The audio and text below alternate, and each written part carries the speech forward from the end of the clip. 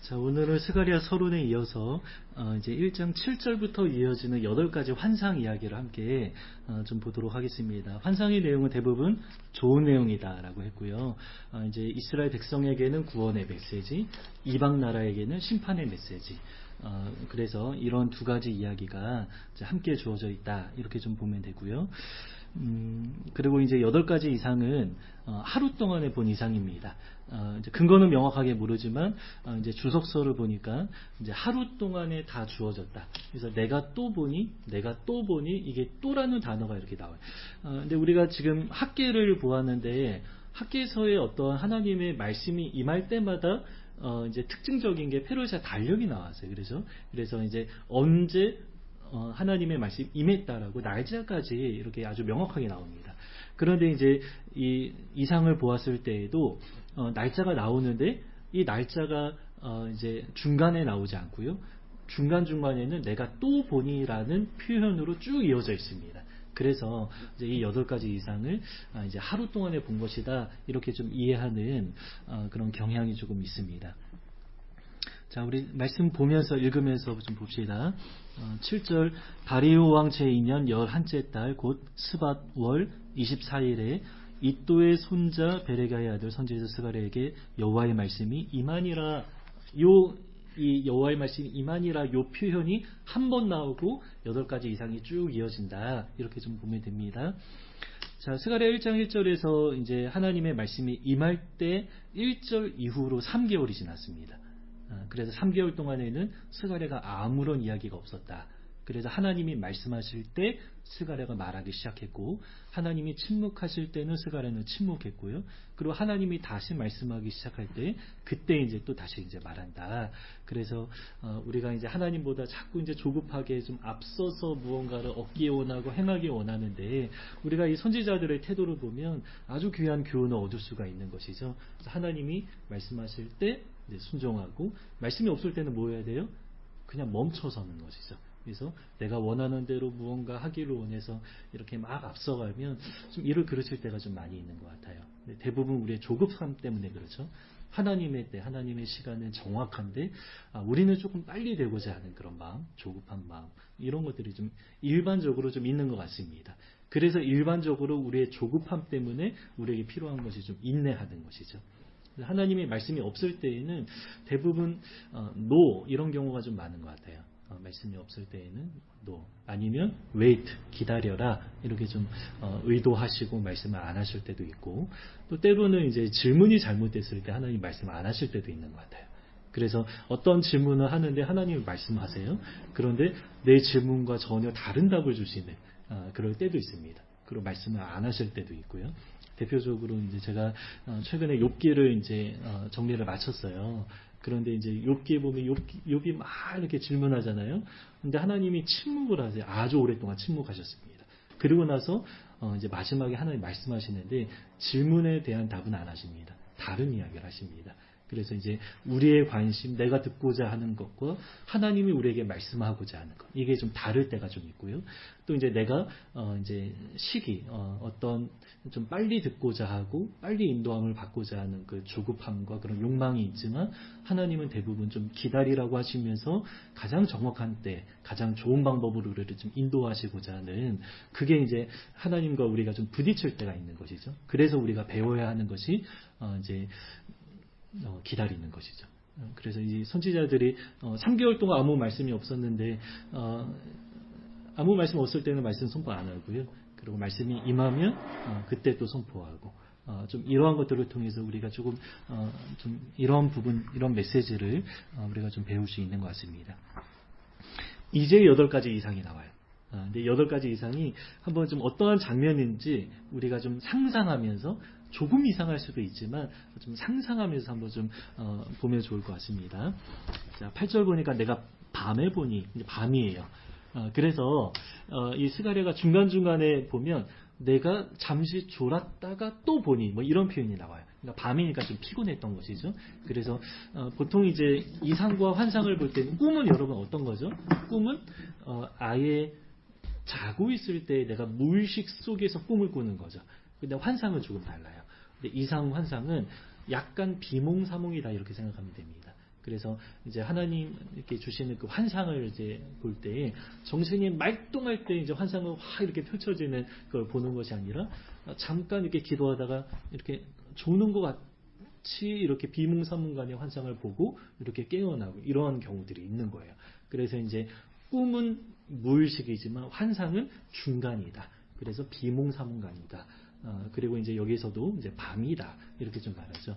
그래서 이제 이런 어떤 이제 그런 걸 상상할 수가 있겠습니다.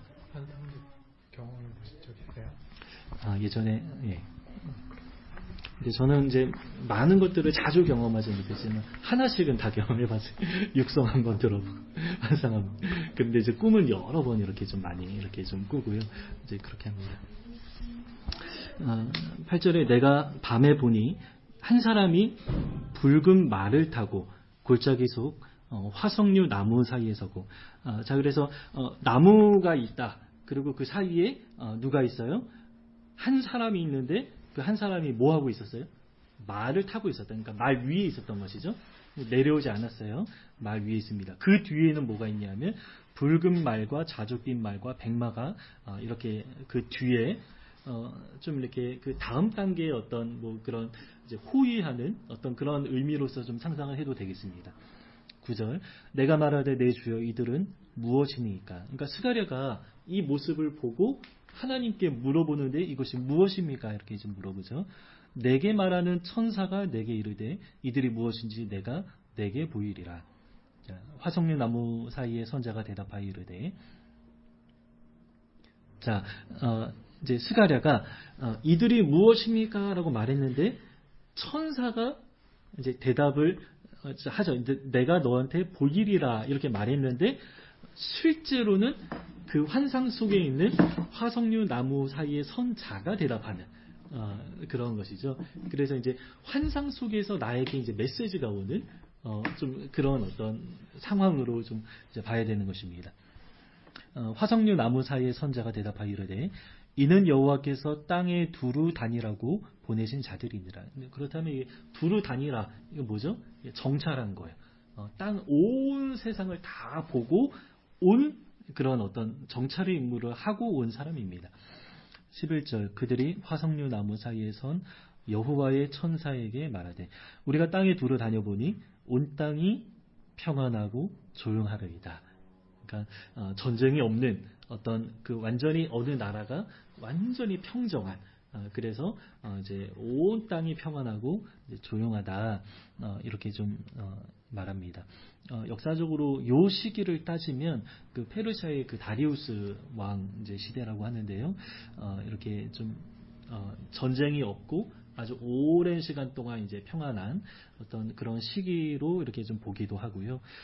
또 이제 평안하고 조용하다 좀 이런 이미지가 폭풍 전야의 어떤 그 이미지와 관련해서도 좀 생각해도 됩니다. 그래서 이제 온 땅이 조용하고 평안하면 그 다음에는 어떤 큰 일이 일어나겠구나. 이거를 좀 연상할 수 있는 그런 분위기를 우리가 좀 느낄 수가 있는 것입니다. 자, 12절에는 천사가 대답합니다. 방금 이야기한 것은 이제 정찰을 마치고 화석나무 사이에 선 자가 대답했지만 12절부터는 천사가 이제 대답하여 이르되 만군의 여호와여 여호와께서 언제까지 예루살렘과 유다 성읍들을 불쌍히 여기지 아니하시려 하나이까 이를 노하신지 70년 여기 70년 우리 지난주에 지성전화님과 공부한 내용이 바로 여기 나옵니다. 노하신 지 70년이 되었나이다 하며 13절 여호와께서 내게 말하는 천사에게 선한 말씀 위로하는 말씀으로 대답하시더라. 내게 말하는 천사가 내게 이르되 너는 외쳐 이르기를 만군의 여호와의 말씀이 내가 예루살렘을 위하여 시온을 위하여 크게 질투하며 그러니까 하나님의 사랑이 이렇게 나타나는 것이죠. 자, 이 질투가 사람의 질투와 하나님의 질투가 좀 질적으로 본질적으로 다르다라고 했습니다. 어떻게 다릅니까? 사람의 질투는 내가 없는 것을 시기하는 것이죠. 원래 내 것도 아니에요. 근데 내가 없는 것을 시기하는 겁니다. 하나님의 질투는 뭐예요? 원래 나의 것이죠. 원래 나의 것인데 빼앗겼을 때 내가 너무나 사랑하기 때문에 그 마음이 이제 질투로 나타나는 것이죠. 그래서 우리 인간의 어떤 그 입장에서 그 질투로 하나님의 성품을 우리가 이해하면 안 된다. 그래서 하나님의 질투는 본질적으로 다른 것이다. 원래 하나님의 소유였지만 빼앗겼다. 그래서 다시 되찾기를 원하는 하나님의 열망, 다시 나의 백성을 회복하기 원하는 하나님의 열망이 이 질투라는 단어로 표현된 것뿐이다. 이렇게 좀 이해를 해야 됩니다. 하나님의 사랑이죠. 15절 아니란 여러 나라들 때문에 심히 진노하나니 나는 조금 노하였거늘 그들은 힘을 내어 고난을 더하였습니다. 하나님이 진노하십니다. 누구를 향해서 진노하세요? 이방 나라 제국들을 좀 진노하십니다. 그 이유가 뭐냐면 하나님께서 아수르와 바벨론을 통해서 이스라엘 백성을 혼내시기로 하셨죠. 그래서 몽둥이로 삼으셨다 이런 표현이 있어요. 그런데 하나님은 이 정도 이제 혼내시기로 하고 이 정도 진노하시기로 했는데 아수르와 바벨론이 어떻게 했습니까? 지나친 것이죠. 훨씬 더 잔혹하고 훨씬 더 포악하게 이스라엘 백성들을 이제 이렇게 대한 것이죠. 그래서 그것으로 인하여서 하나님께서 이방 나라를 내가 다시 심판하겠다 이렇게 좀 말씀하는 거죠. 처음에는 도구로 사용하셨지만 이제는 이제 그들에 대한 어떤 진노가 나타납니다. 그래서 나는 조금 노하였거늘 그들은 힘을 내어 고난을 더하였으니 이게 이제 그러한 의미입니다. 16절 그러므로 여호와가 이처럼 말하노라 내가 불쌍히 여김으로 예루살렘에 돌아왔은즉 내 집이 그 가운데 건축되리니 여기서 이제 성전 건축 이야기가 이렇게 나옵니다. 그래서 이스라엘이 이제 회복되는 것은 이제 성전이 회복되는 것으로 나타납니다. 이 고대의 그 모든 나라의 신관이 그렇습니다.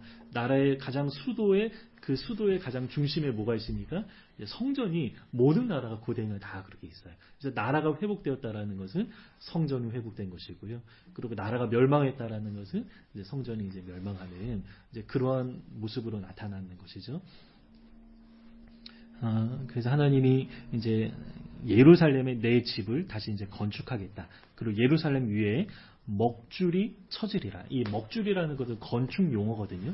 그래서 이제 건축할 때에 그 건축의 어떤 기본이 되는 그 선을 긋는 것, 이제 줄로 이렇게 그 건축의 그 기본 바탕, 이제 선을 긋는 것은 먹줄을 친다라고 한다라고 하더라고요.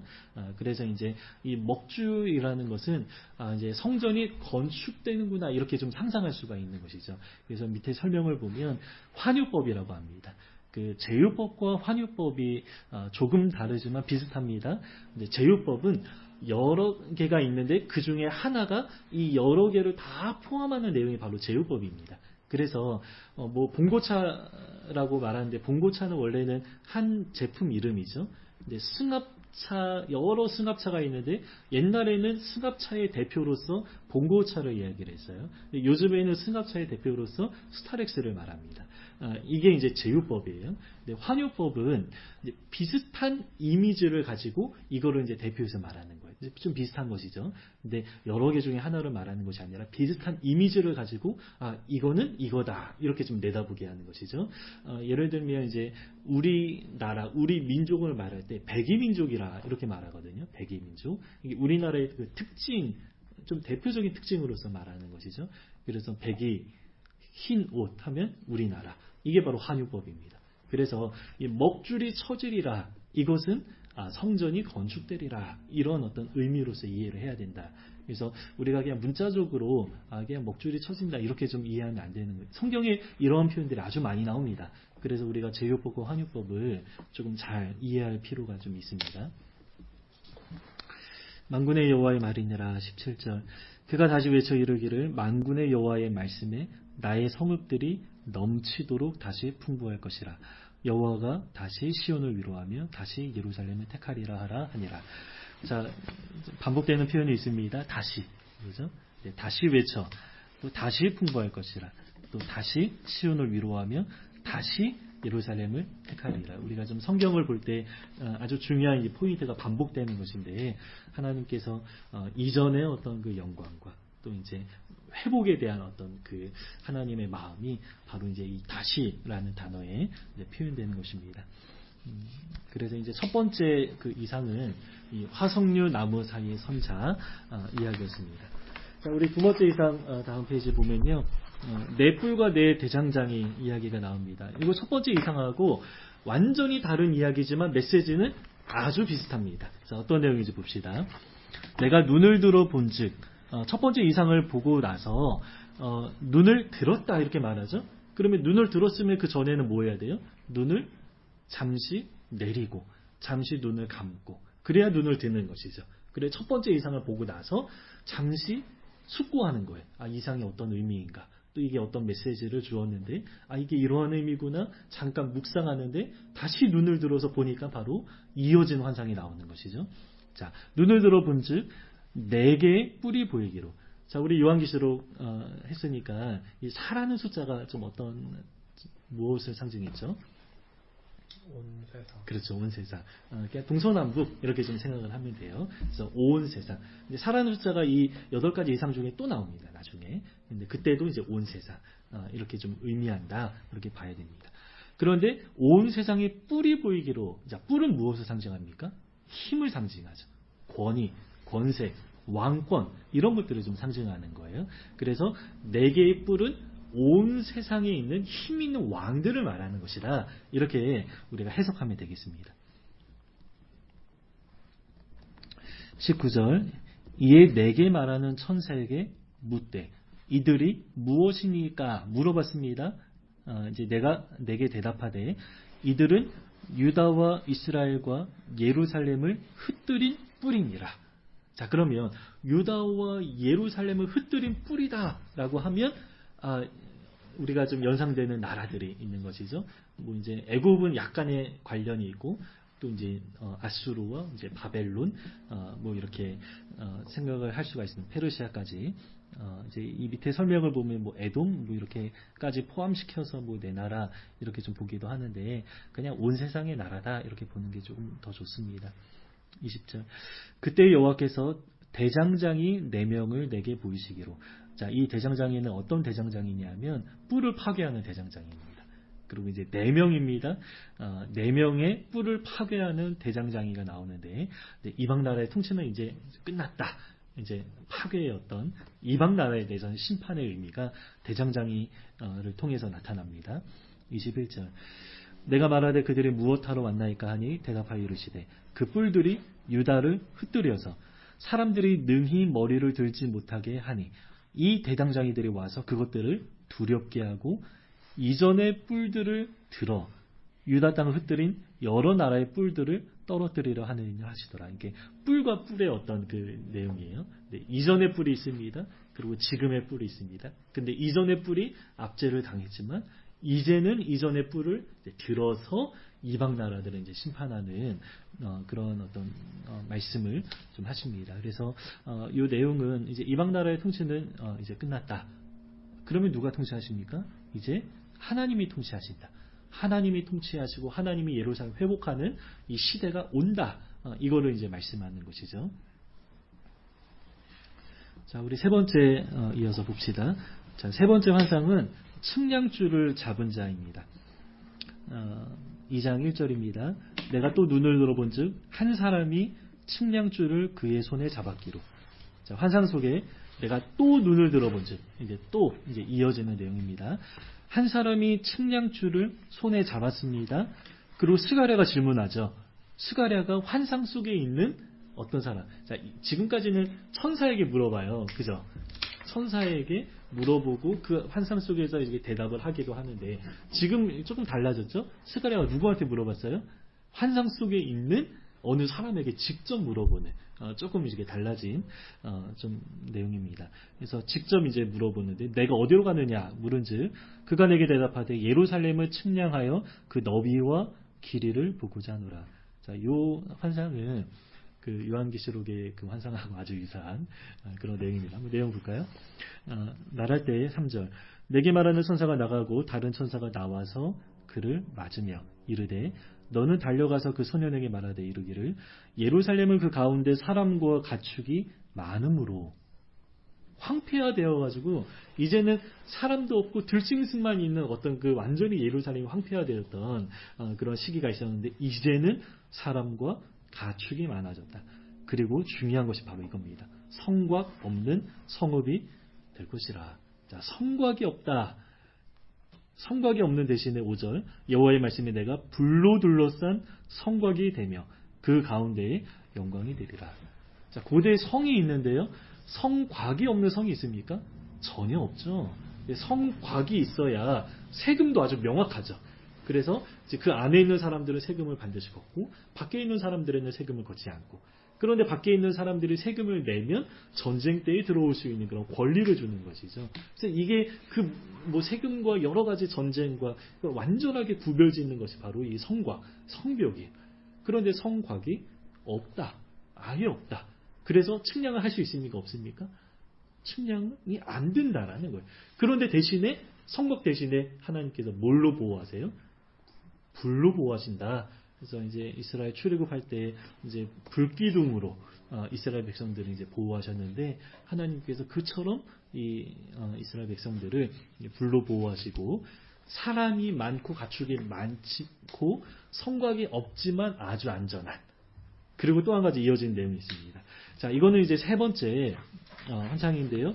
이어진 단락을 보면 세 번째 환상하고 이어진 내용, 바로 이제 네 번째 환상이 나오지 않고요. 세 번째와 관련된 내용이 바로 이제 나옵니다.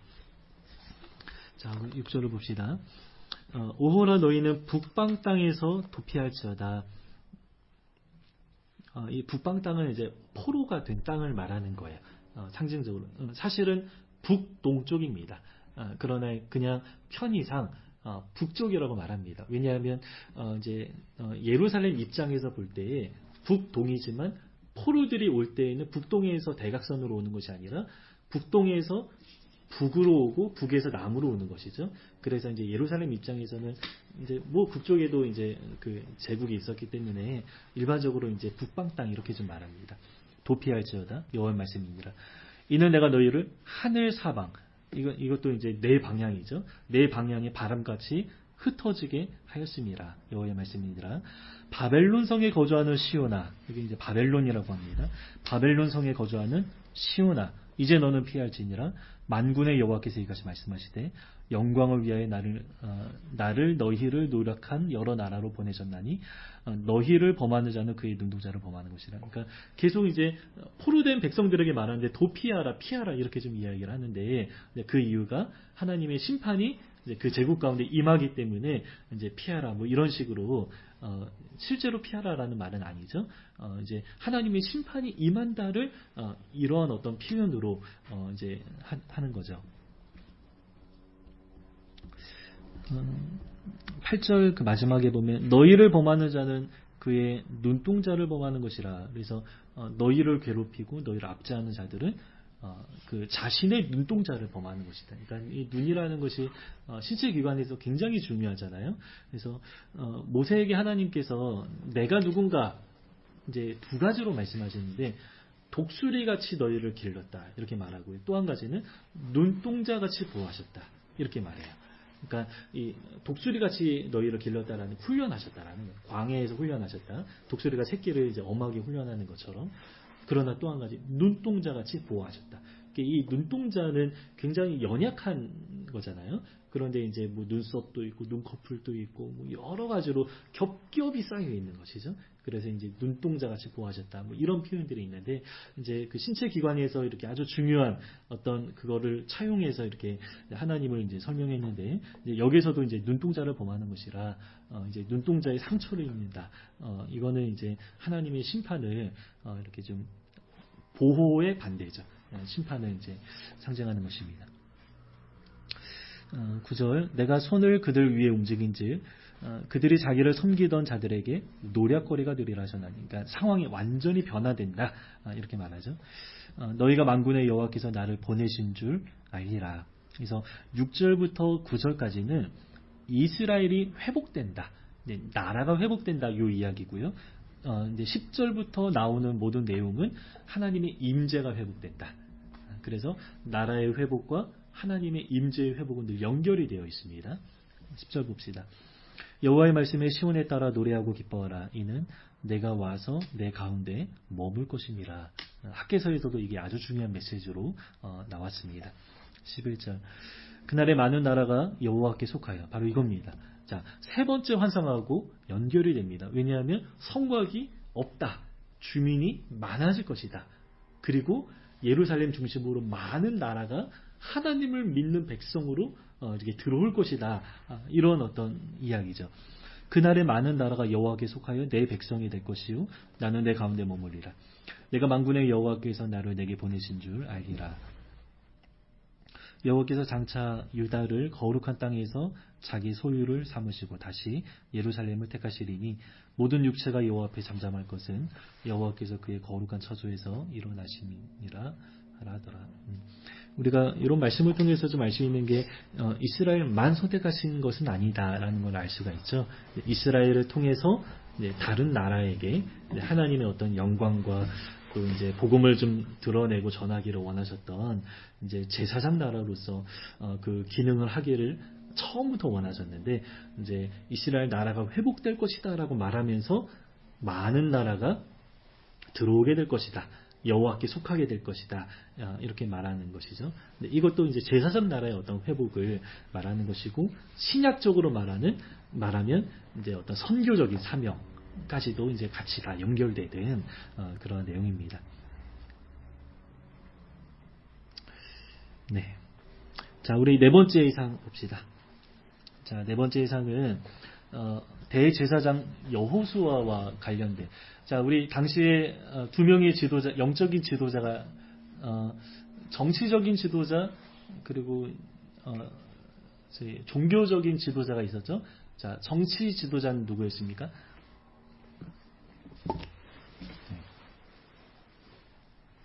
수룹바벨이었죠. 그리고 이제 제사장이 누구였죠? 네, 여호수아. 근데 제사장은 뭐 하는 사람이에요? 백성을 위해서. 그리고 대제사장은 특별히 백성을 대표하는 사람이죠. 백성을 대표해서 하나님 앞에 백성의 죄를 짊어지고 하나님께 나아가는 그런 사람이 바로 대제사장이죠. 그런데 여호수아가 대제사장이었는데 이 여호수아가 등장하는 이유가 뭐냐 하면 이스라엘 백성을 대표해서 여호수아가 등장하는 것입니다. 그런데 이 여호수아가 어떤 모습으로 등장하냐? 굉장히 초라한 모습으로 등장합니다. 그슬린 나무 이렇게 말해요. 그러니까 타다 만 나무예요. 그리고 숯과 같은 그런 모습이죠. 그리고 옷이 완전히 더러워진 그런 모습입니다. 그리고 옆에는 누가 있냐면 사탄이 있습니다. 그리고 하나님이 계세요. 자, 하나님이 있고요. 완전히 그슬린 나무와 같은 여호수아가 그 앞에 있고요. 옆에 사탄이 있는데 사탄이 여호수아를 정죄하는 그런 내용입니다. 그런데 하나님의 판결이 완전히 달라지는, 뒤집어지는 그 내용이 바로 이 내용입니다. 자, 우리 말씀 보면서 이야기를 합시다. 1절 대제사장 여호수아는 여호와의 천사 앞에 섰고 사탄은 그의 오른쪽에 서서 그를 대적하는 것을 여호와께서 내게 보이시니라. 여호와께서 사탄에게 이르시되 사탄아 여호와께서 너를 책망하노라. 누구를 책망하세요? 사탄을 책망하는 것이죠. 근데 여호수아가 너무 초라하고 막 지저분하니까 이 여호수아를 책망할 것만 같은데 그렇지 않았습니다. 예루살렘을 택한 여호와께서 너를 책망하노라. 이는 불에서 꺼낸 그슬린 나무가 아니냐 하실 때에 여호수아가 더러운 옷을 입고 천사 앞에 서 있는지라. 그슬린 나무 그리고 더러운 옷 이렇게 말하죠. 이 모습은 이제 포로에서 좀 귀환한 그런 모습을 말하는 것입니다. 그래서 이스라엘 백성들이 이제 70년 동안 이제 포로 생활을 했던 그 상황을 이제 그슬린 나무에 비유합니다. 완전히 다 타고 완전히 다 죽진 않았습니다. 그러나 많이 그슬렸습니다. 그리고 이제 옷이 많이 더러워진 그런 모습. 이제 이방 나라에 있었다라는 어떤 그 이제 제의적인 표현이에요. 이방 나라에 있었다.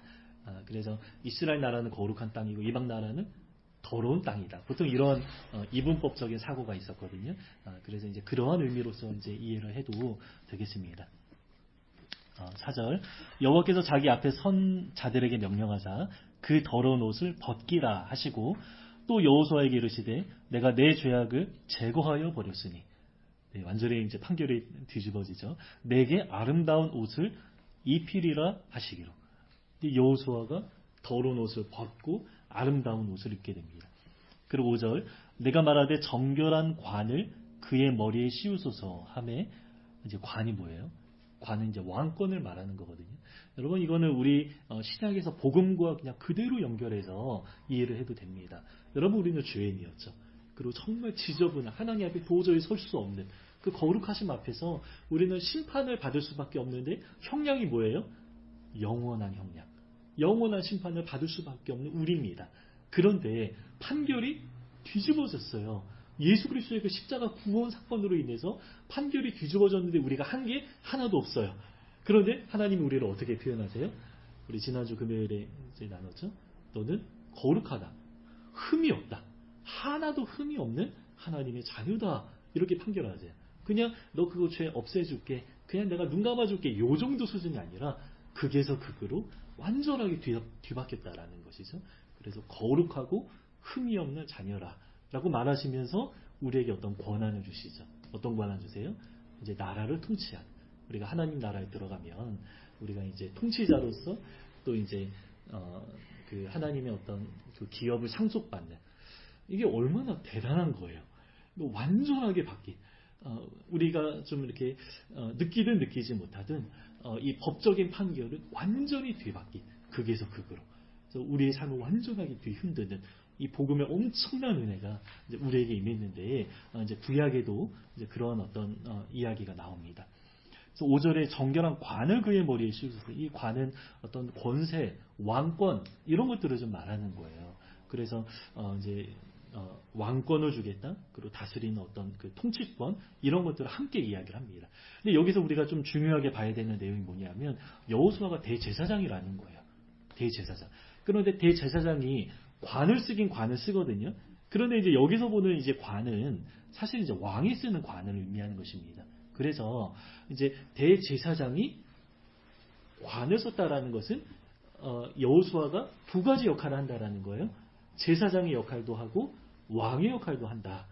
이 말입니다. 나중에 이제 이 환상이 계속 나오는데 바로 예수님이 바로 그러한 분이거든요. 그래서 이 여호수아가 예수님을 좀 예표하는 그런 사람으로서 등장하는 것입니다. 우리가 앞으로 히브리서 계속 볼 텐데 히브리서에서도 계속해서 강조하는 게 뭐냐면 예수님이 대제사장이면서 왕이시다. 이 두 가지를 함께 강조해요. 그런데 이제 구약에서도 이 두 가지를 함께 이렇게 좀 강조하는 그런 내용이 나옵니다. 네, 뒷페이지 한번 봅시다. 네, 6절 보면요.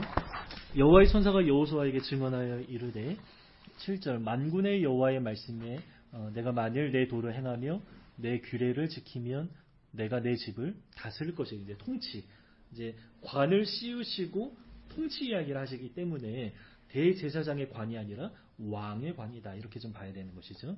내 뜰을 지킬 것이며 내가 또 너로 여기 섰는 자들 가운데 왕래하게 하리라. 대제사장 여호수아야 너와 내 앞에 앉은 내 동료들. 자, 여호수아의 동료들은 제사장을 말하는 것이죠. 그래서 내 동료들은 내 말을 들을 것이니라. 이들은 아주 직접적으로 말해요. 예표의 사람들이라. 예표의 사람들이라. 이렇게 말합니다. 근데 누구를 예표하는 거예요? 내가 내 종 싹을 나게 하리라. 싹을 예표하는 것이죠. 그래서 이 시대의 어떤 이 여호수아를 비롯한 동료들, 제사장들은 이제 예표의 사람들인데 이제 싹을 나게 할 것이다. 자, 이 싹은 이제 더 큰 제사장, 왕권을 가지는 메시아, 왕과 제사장의 역할을 완전히 감당하신 예수 그리스도를 이제 예언하는 그 내용으로서 이렇게 내종 싹 이렇게 좀 말하는 것이죠. 9절 만군의 여호와가 말하노라 내가 너 여호수아 앞에 세운 이제 돌을 보라. 이제 돌은 주로 이제 언약과 관련된 것인데요. 돌을 보라. 한 돌에 7 눈이 있느니라. 이제 우리가 7이라는 숫자는 완전수죠. 그래서 이제 어떤 완전한 언약 뭐 이렇게 좀 봐도 될 것입니다. 내가 거기에 새길 것을 새기며 이 땅의 죄악을 하루에 제거하리라. 와, 여러분 이게 뭐예요? 네, 언약을 새길 것이다. 너와 언약하겠다. 근데 이 땅의 죄악을 어떻게 제거해요? 하루에 제거하리라. 자, 이 땅의 죄악을 하루에 제거한 그 사건이 바로 십자가 사건이죠. 그래서 이 십자가 사건을 구약에서 예언하는 것이죠. 그래서 예표라는 단어를 쓰면서 이제 싹이 나게 할 것이다. 예수님이 오실 것이다. 그리고 그가 하루에 주의하고 제거할 것이다. 이제 십자가 사건을 이렇게 아주 직접적으로 이렇게 말씀하는 그런 내용입니다. 만군의 여호와가 말하노라 그날에 너희가 각각 포도나무와 무화과나무 아래에서 서로 초대하리라. 이제 어떤 구원 이후에 구원받은 백성의 어떤 그런 모습을 말하는 것 같은데 이 무화과나무, 포도나무 초대 이게 어떤 의미인지는 명확하게는 모르겠습니다. 이건 좀 넘어갑시다. 자, 이제 5번째 이상입니다. 지금 시간이 한 10분 정도 남았는데요. 어떻게 할까요? 한 회대까지 할까요? 아니면 4개, 4개씩 이렇게 할까요? 4개. 네, 8개 하는 거는 무리겠죠? 네, 그러면 시간의 8가지 이상 중에 오늘은 4개까지 보았습니다.